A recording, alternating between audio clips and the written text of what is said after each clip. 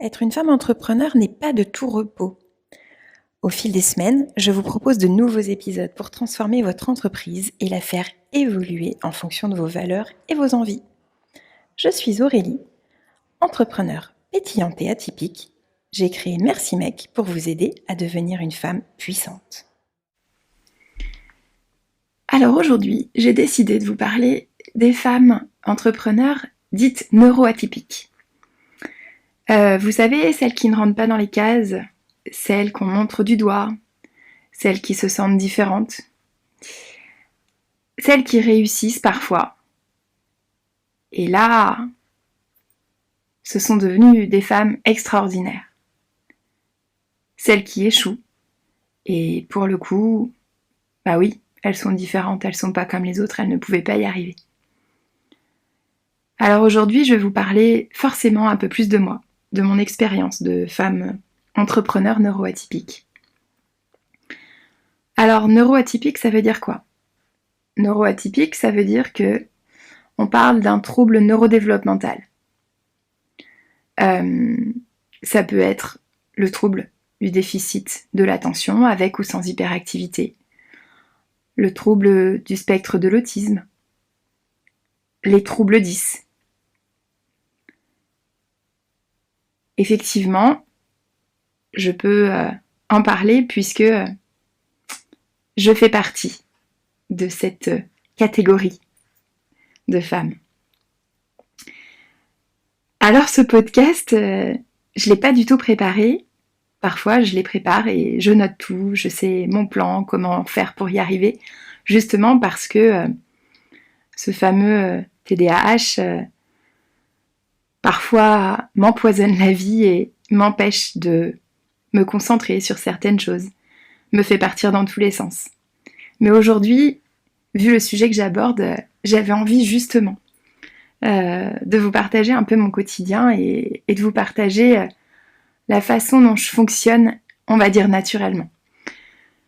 Naturellement, ça veut dire que j'ai des idées qui me viennent dans la tête toutes les secondes, toutes les millisecondes, que ça m'empêche de dormir, que je suis obligée de tout noter parce que si je ne note pas mon idée, 10 secondes après, j'aurais oublié cette idée. Et puis, ça m'empêche de dormir parce que je réfléchis tout le temps. Et une fois que ma journée est terminée, je vais me poser dans mon lit et puis je vais ressasser ce qui s'est passé ou alors je vais déjà avoir les projets pour le lendemain, la semaine suivante, le mois d'après, l'année d'après. Et du coup, forcément, tout ça, c'est compliqué.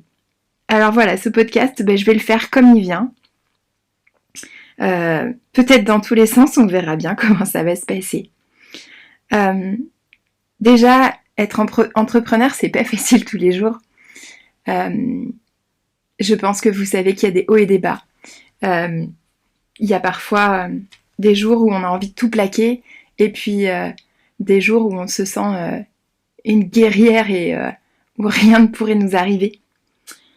Eh bien, quand en plus on est entrepreneur neuroatypique, je pense que c'est décuplé fois 1000, fois 100 000, fois 1 million peut-être.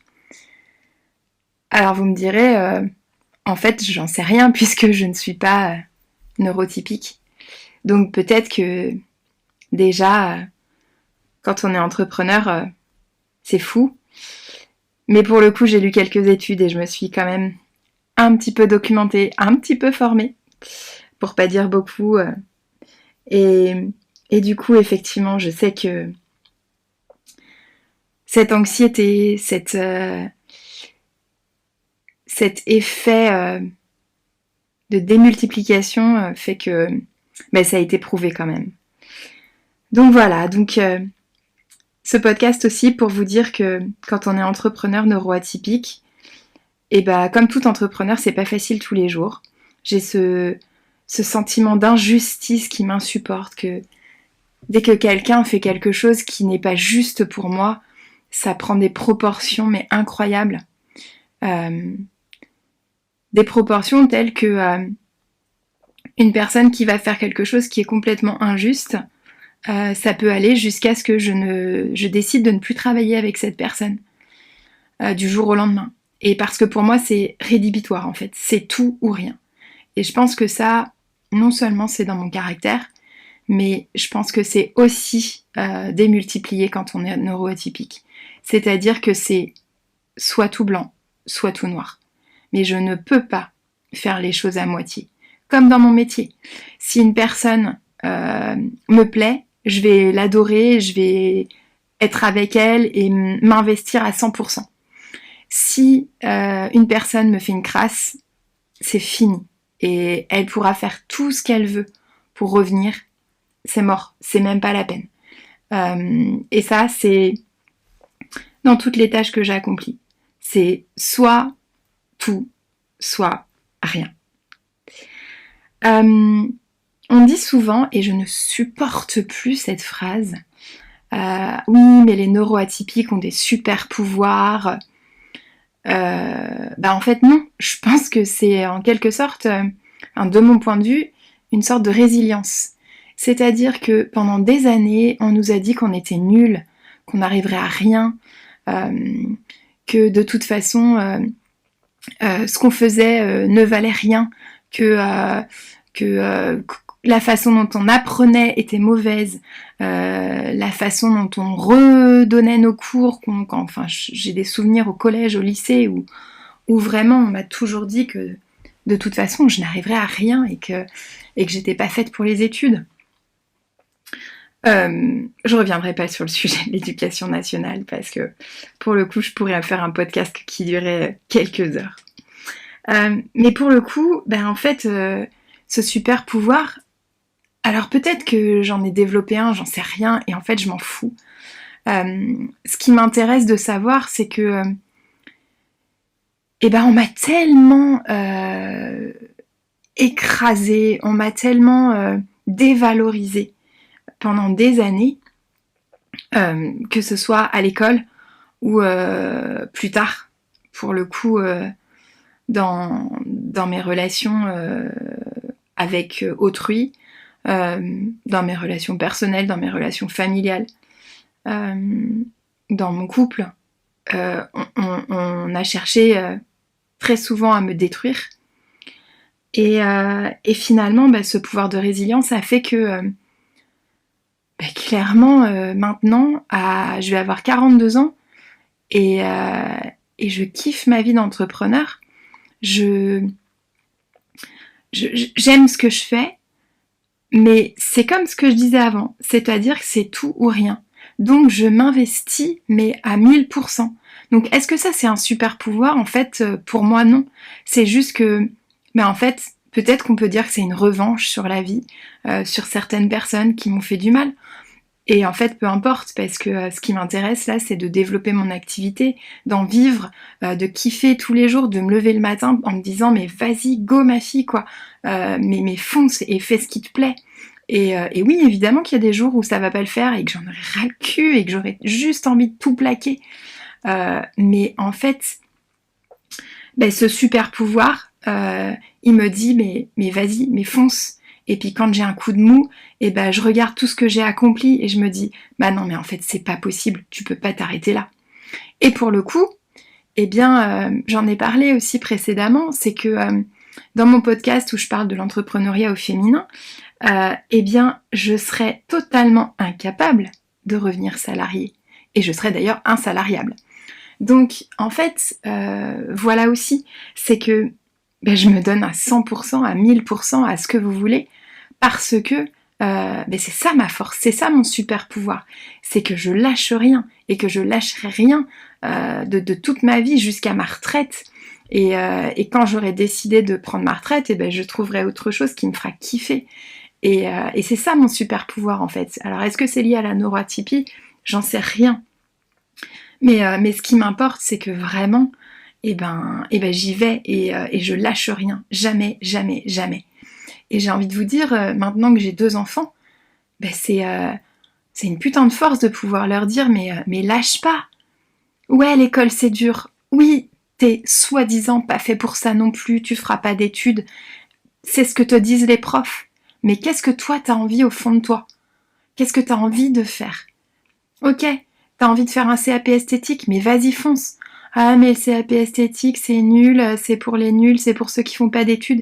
Mais qu'est-ce qu'on en a à foutre? Vas-y, fais ton CAP, fais ton BTS, fais ton école de maquillage, et ensuite mais fonce et fais ce qui te fait kiffer dans la vie. Et puis monte ta boîte après, plus tard, si t'as pas envie d'être salarié dans un centre d'esthétique, monte ton truc et fais ce qui te fait kiffer, mais vraiment. On n'a qu'une seule vie, alors fais ce qui te fait kiffer, ma chérie, quoi. Et, et je vois que pour mon fils, c'est exactement la même chose. Au jour d'aujourd'hui, il a envie d'être neuropsychologue. Ok, l'école est pas faite pour lui. On lui dit que de toute façon, il n'y arrivera pas. Je pense que je suis la seule à croire en lui. Même lui croit plus en lui. Mais je lui dis tellement tous les jours, mais vas-y. Et tu redoubles ta seconde, et en fait, on s'en fout. Moi, j'ai redoublé 2 fois. Ok? Et alors, c'est marqué sur mon front maintenant? C'est marqué que je suis une entrepreneur qui a redoublé 2 fois dans sa vie? Mais qu'est-ce qu'on s'en tape? Franchement. T'as envie d'être neuropsy? Mais vas-y, fonce. Bosse sur ce qui te fait kiffer. Alors oui, il faut rentrer dans des clous, malheureusement, pour pouvoir après rentrer à la fac de psy. Mais fais ce qu'il faut au minimum pour l'éducation nationale, pour rentrer dans les clous. Et une fois que tu seras à la fac, mais kiffe ta vie et défonce tout et fais de toi un neuropsychologue exceptionnel si t'as envie et si c'est ce qui te fait kiffer, quoi. Donc voilà pour ce super pouvoir. Ce qui n'est pas facile quand on est neuroatypique, c'est tout ce qui concerne la concentration. En tout cas pour moi. On dit des personnes qui ont un trouble déficitaire de l'attention qu'elles sont incapables de se concentrer. C'est faux, archi faux. Une personne dit TDAH peut se concentrer. Et on peut même se concentrer 1000 fois plus qu'une personne neurotypique. Dans le sens où, s'il y a un sujet qui nous fait kiffer, ben on va pas voir le temps passer. Moi, je peux passer 7 heures sur un bouquin, sur un examen, sur un montage audio, vidéo, parce que ça me fait kiffer et je verrai même pas le temps passer, ça ne me posera aucun souci. Mais à contrario, sur un sujet qui va absolument pas me plaire, qui va pas m'intéresser, là, je vais mettre des heures et des heures et des heures à faire ce qu'on me demande. C'est aussi pour ça que c'est compliqué. C'est-à-dire que, bah ouais, la concentration, c'est pas facile pour nous. Et on a des outils en fait. Je me suis pas formée pour rien à ça. Mon ancien métier, c'était d'être thérapeute justement pour les personnes dites neuroatypiques. Donc j'ai les outils, je sais comment il faut faire pour gérer tout ça. Donc on pose les choses, on sait qu'il y a des choses qui nous plaisent pas, on met un rappel, on sait quand est-ce qu'il faut le faire parce que tu vas pas poser les trucs que tu détestes le vendredi après-midi à 16h. C'est des trucs qui peuvent paraître bateaux, mais en fait au quotidien si tu les appliques, bah, finalement cette histoire de procrastination, de concentration difficile, et bah ça le fait. Et oui, je déteste la compta, mais bon, je pense que je suis pas la seule et c'est pas parce qu'on est neuroatypique qu'on déteste la compta. À mon avis, je peux trouver un nombre incalculable d'entrepreneurs qui détestent la comptabilité. Donc, il y a des outils, en fait. Et notre différence, eh bien, elle fait que peut-être, j'en sais rien, on se bat un peu plus que les autres. Peut-être qu'on en a chié un peu plus que les autres, alors peut-être que rien n'est venu tout cru dans notre main. Moi, j'ai eu un parcours de vie plutôt pas cool, on va dire, avec, comme je l'ai expliqué précédemment, une maman qui est partie beaucoup trop vite. Je me suis retrouvée à gérer ma petite sœur, à devenir une petite maman à l'âge de 16 ans pour ma frangine. Après, je me suis retrouvée sous l'emprise d'un homme pendant plusieurs années. Et tout ça a fait que maintenant que je m'en suis sortie, mais je peux vous dire que j'ai la niaque et la niaque fois 100 000 quoi. Donc neuroatypie ou pas, j'en sais rien, mais allez-y, foncez. Être une femme entrepreneur, c'est aussi être déterminée. Et ça, je sais pas encore une fois si c'est la neuroatypie ou pas qui fait que je suis plus déterminée que les autres.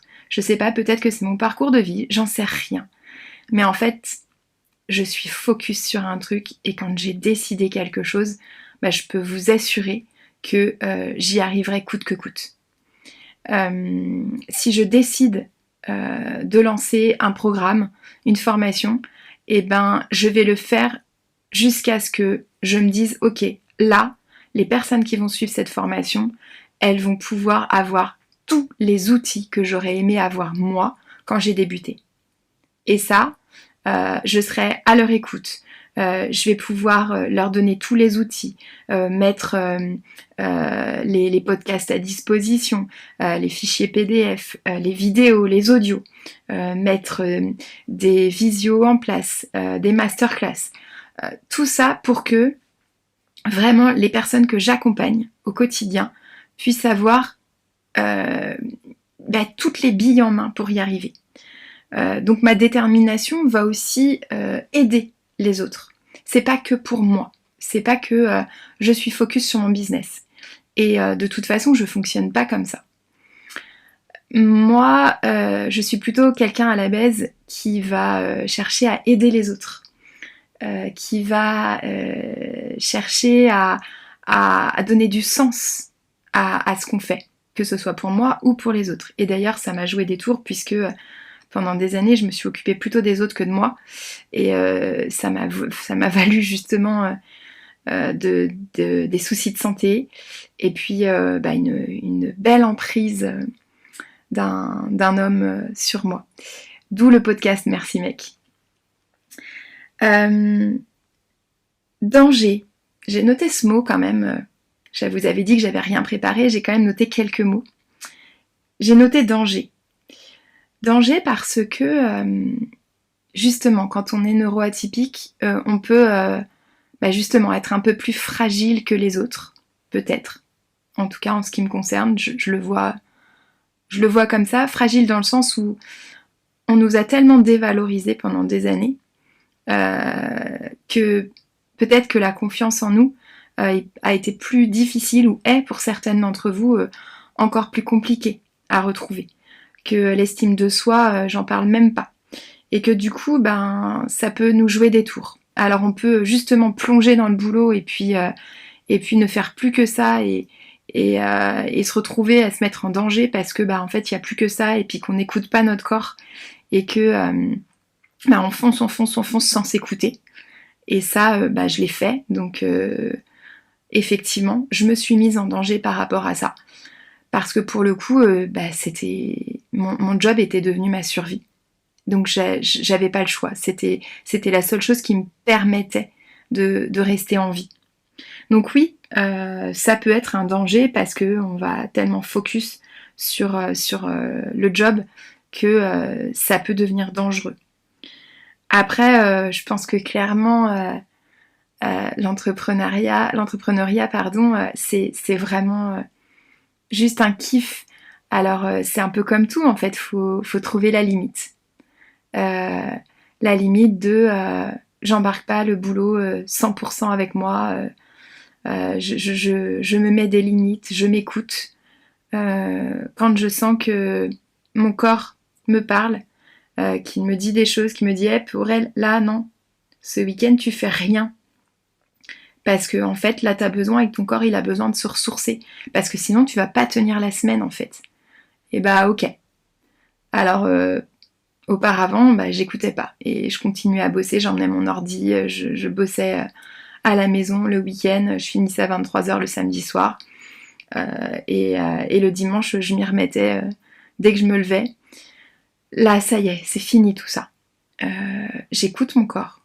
Je ne me mets plus en danger. Et puis, pour le coup, j'ai quand même 2 enfants. Et il faut que je leur montre que apprendre à s'écouter, c'est la base en fait. C'est juste la base. Alors 2 ados, ça, ils vont bien kiffer, ils vont bien comprendre très très vite qu'il faut apprendre à s'écouter. Non mais maman, je peux me lever à 11h ou midi le week-end, ok, pas de souci. Mais effectivement, il y aura des limites à poser. Mais par rapport à ce danger, Voilà, juste refaire le point sur le fait de s'écouter. Écoutez-vous. Et puis une dernière chose, par rapport justement à cette neuroatypie, ça s'est prouvé, il y a de nombreuses études qui démontrent que les personnes dites neuroatypiques sont plus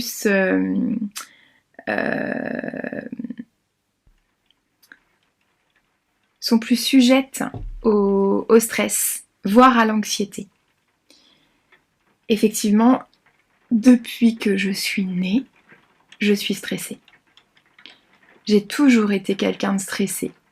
Parce que il fallait que je montre que je devais être une bonne petite fille, que je devais être la meilleure, la plus jolie, pendant de nombreuses années aussi la plus mince, qu'il fallait que je fasse tout ce qu'on me dit sans faire de fautes, sans enfreindre quoi que ce soit.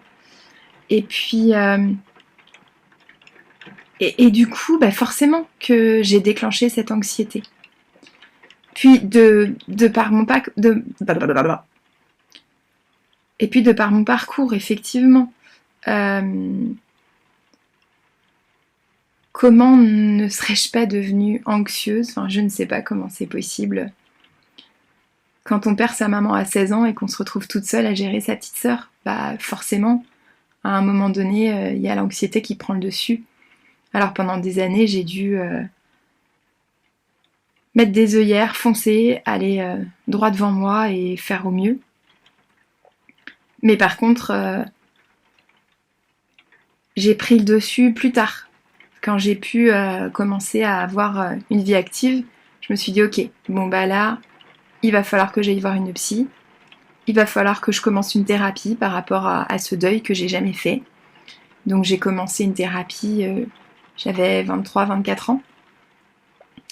Et puis régulièrement, je suis retournée voir une psychologue quand j'en ressentais le besoin. Depuis que je suis à Nantes, ça fait un moment que je vois la même psy. Et dès que je ressens le besoin d'aller la voir, hop, elle me retrouve une place et on se pose, ça peut être une séance ou deux par-ci par-là, puis ça peut être une séance toutes les semaines parce que là il y a un gros truc à passer et puis que il faut que je tienne le coup quoi, pour mes enfants, pour moi, pour mon entreprise, et j'ai besoin de ce soutien. Alors du coup, effectivement, les femmes neuroatypiques génèrent plus de stress, plus d'anxiété que les autres. Mais c'est pas une fatalité en fait. Ouais, j'ai été anxieuse pendant des années. Et sans doute que je le serai toujours, toute ma vie. Peut-être que c'est ma nature. Mais maintenant, je sais comment gérer les choses. Je sais que ce que je disais tout à l'heure, le fait de s'écouter, et en fait, quand je m'écoute, je sais comment monte le stress. Et du coup, je sais comment faire. Évidemment, vous me direz, bah oui, t'as quand même une formation de sophrologue à la base, chérie. Bah oui, effectivement, j'ai des outils, mais c'est pas parce qu'on n'est pas sophrologue qu'on peut pas avoir des outils. Et ça, d'ailleurs, dans mes formations, vous en aurez pour apprendre à gérer le stress. Donc ça fait partie de tout ça aussi, l'entrepreneuriat au féminin. L'entrepreneuriat au féminin et en neuroatypie. Mais en fait, j'ai envie de vous dire, pour terminer ce podcast, c'est que je suis entrepreneur, je déteste l'injustice. Oui, je suis neuroatypique. Peut-être que j'ai un super pouvoir. Je sais où pas me concentrer. Je procrastine, effectivement. J'ai une détermination de malade. Peut-être que je me suis mise en danger parfois. Et oui, je suis anxieuse. Mais pour le coup, je kiffe tellement ma vie d'entrepreneur et j'ai trouvé des outils à chaque chose. J'écoute mon corps, j'écoute mon intuition. Je vais voir une psychologue, je fais des pauses, je prends du temps pour moi, je fais des massages, je me fais aider, je me fais coacher, je prends des alternantes pour gérer mon business. Et puis plus tard, j'aimerais avoir peut-être 1 ou 2, voire plus de salariés. Donc tout ça, ce ne sont pas des fatalités. Tout ça, ça se met en place, tranquillement. On peut faire les choses à sa façon, kiffer sa vie d'entrepreneur, poser des outils, et après, tout va nickel. Tout roule. Et je crois que c'est ça le bonheur au quotidien, non? Et vous kiffez votre vie d'entrepreneur ou pas? Vous m'en dites un peu plus en commentaire? Allez, on se retrouve sur les réseaux, sous ce podcast. Et n'hésitez pas à me poser toutes les questions que vous avez envie. Je suis là pour y répondre avec grand plaisir. Allez, à bientôt. Ciao les filles.